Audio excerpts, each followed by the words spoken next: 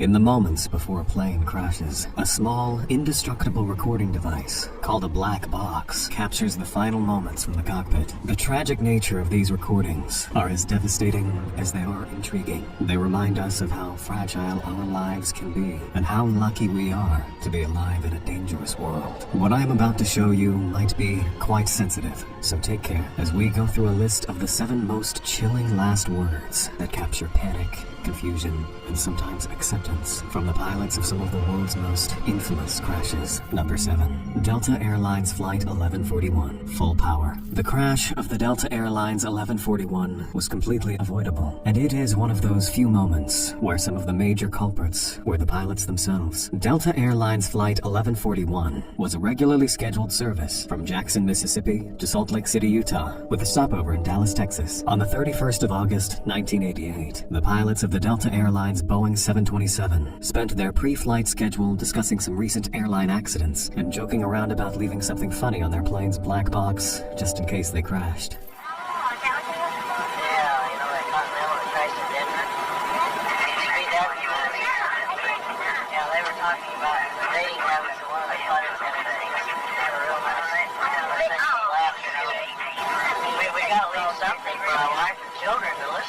A couple of minutes later, that harmless banter would self-fulfill when their flight failed to become airborne just seconds after takeoff, and it would crash back down into a field, bursting into flames and killing 14 of the 108 people on board. Upon investigation, it was found that the pilots had been distracted by their off-topic conversation and forgot to configure their plane properly for takeoff. The black box reveals the off-topic and tone-deaf conversations the pilots were having. You can hear the first officer leading the jokes, one of the crew responding, and the captain chipping in before panic sets in and he screams full power just before the crash.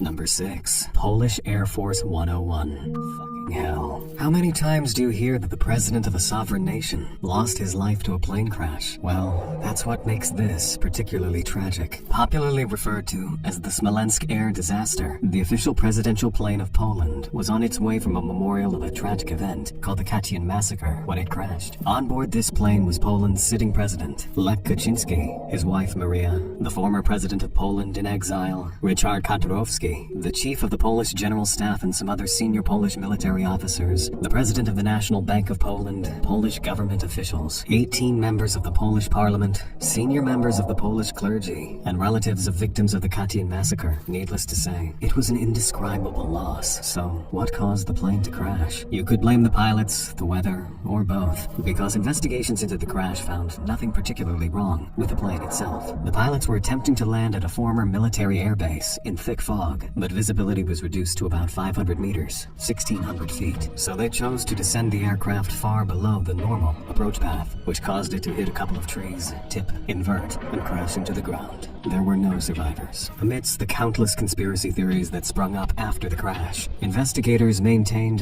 that it was the crew's fault. The Air Force unit was disbanded, and many high-ranking members of the Polish military resigned. If anything, the recordings from the aircraft's black box reveals how frightened the pilots were. If this was truly an assassination attempt, the last words from the cockpit wouldn't be the F-word. Terrain ahead. Terrain ahead. Pull up. Pull up. Pull up. That is up, Sergeant. Pull up. Captain, we can take a look.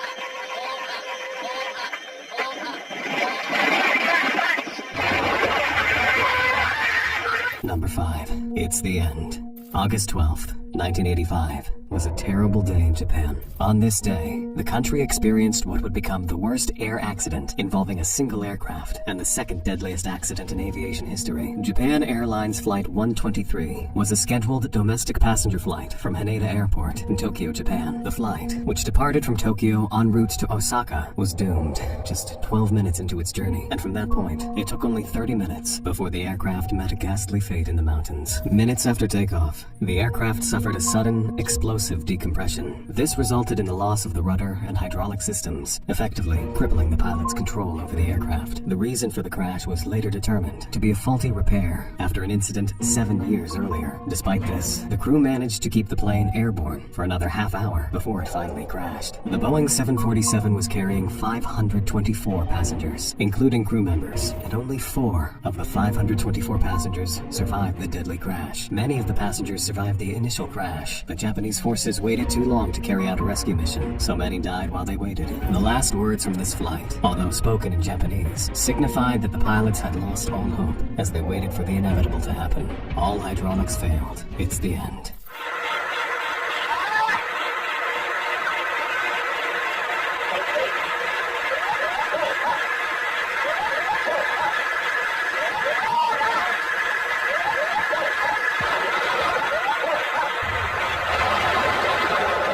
Number 4. PSA Flight 182. Ma, I love you. On the 25th of September 1978, America suffered 2 catastrophic fronts. A passenger airplane Boeing 727 collided into a Cessna plane flown by a student pilot and crashed down into a North Park residential neighborhood. The plane hit the ground roughly at a busy intersection, and flying debris struck numerous homes. 144 people in the plane and on the ground were killed. It was terrible. There were reports of body parts strewn about the neighborhood and fires everywhere. It would take several years for that neighborhood to recover, but those who live there now say that it has never returned to normal since the accident. So what caused the collision? It turns out many factors led to the crash, and almost everyone, except the innocent civilians on the ground, had a role to play in the crash that happened. First, it was discovered that the PSA flight crew failed to follow proper air traffic control procedures when the crew lost sight of the Cessna plane and failed to alert the air traffic control on the ground. Members of the air traffic control also cut corners instead of following due process, and the Cessna pilots changed course last minute and failed to notify the air traffic control of their course change. In the last moments on PSA Flight 182, you can hear the fear and horror in their voices. And although these words were lost in the noise, the pilot's last words were, "Ma, I love you."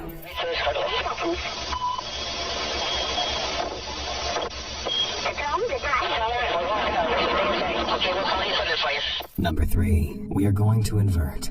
When the Aero Peru Flight 603 took off in the early hours of October 2nd, 1996, no one thought it would crash because the plane was in good condition, the pilots were experienced, and the weather was great. But just minutes after takeoff, the flight crew began to realize that their basic flight instruments were behaving erratically. Aero Peru Flight 603 was a scheduled flight from Miami International Airport to Comodoro Arturo Merino Benitez International Airport in Santiago, Chile. But because of this emergency, they requested an immediate return to the airport. Flying over water at night with no visual references, the pilots were unaware of their true altitude and struggled to navigate the aircraft. Because of this, the aircraft stalled multiple times and rapidly lost altitude, and before they knew it, the plane's left wingtip struck water. The experienced pilots were miraculously able to keep the plane airborne again for 22 seconds, but unfortunately, the plane inverted and crashed into the water, killing all 70 people on board. The investigation discovered later that the air data computers were unable to show correct airspeed and altitude due to an error made by maintenance. A maintenance worker had failed to remove a tape covering on the pitot static system ports on the aircraft exterior. On the black box, investigators would find the ominous yet professional exclamation of a pilot still fighting to keep his passengers alive. "We are going to invert."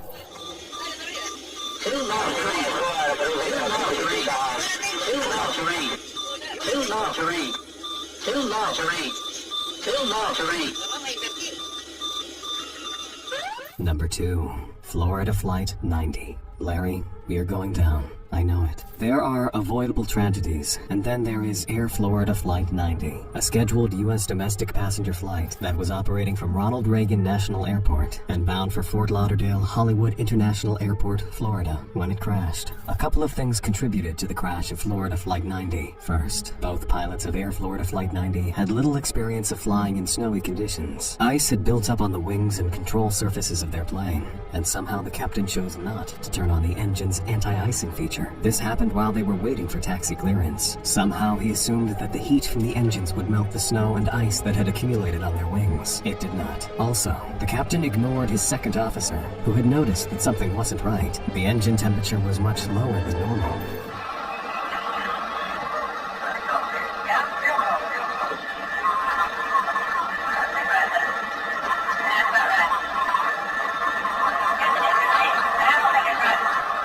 Instead of turning back and calling off the takeoff, the captain proceeded, and the aircraft struggled to gain height and never climbed higher than 352 feet. Eventually it crashed, striking the bridge which carries Interstate 395 between Washington, D.C. and Arlington County, Virginia. Only 4 passengers and a flight attendant were rescued from the crash and survived. In the moments before final impact, you can hear the cautionary voice of the first officer say to his captain, "Larry, we are going down." And you can hear the captain respond firmly, "I know it."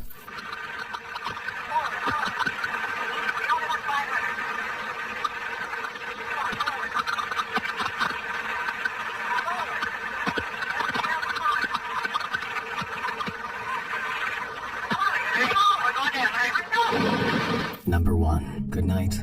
Goodbye. We perish. LOT Polish Airlines Flight 5055 was an international passenger flight from Warsaw, Poland, bound for San Francisco, with a stopover in New York City. In the late morning hours of May 9th, 1987, the LOT Polish Airlines Flight 5055, with 183 passengers and crew members on board, took off from Warsaw Chopin Airport. But unfortunately, the flight never left Poland because it crashed barely an hour after takeoff. An engine shaft exploded and disintegrated, and this led the flight into multiple catastrophic events, with the failure of the 2 left engines and an onboard fire, which destroyed all flight control systems. 30 minutes after the first engine had exploded, and after the pilot and the flight crew had tried and failed to salvage the plane, Flight 5055 crashed into the Kabaty Woods Nature Reserve on the outskirts of Warsaw. The plane's black box later revealed that the flight crew had calmly discussed their options with air traffic control, and the decision was made to try to land in Warsaw, but the plane never made it.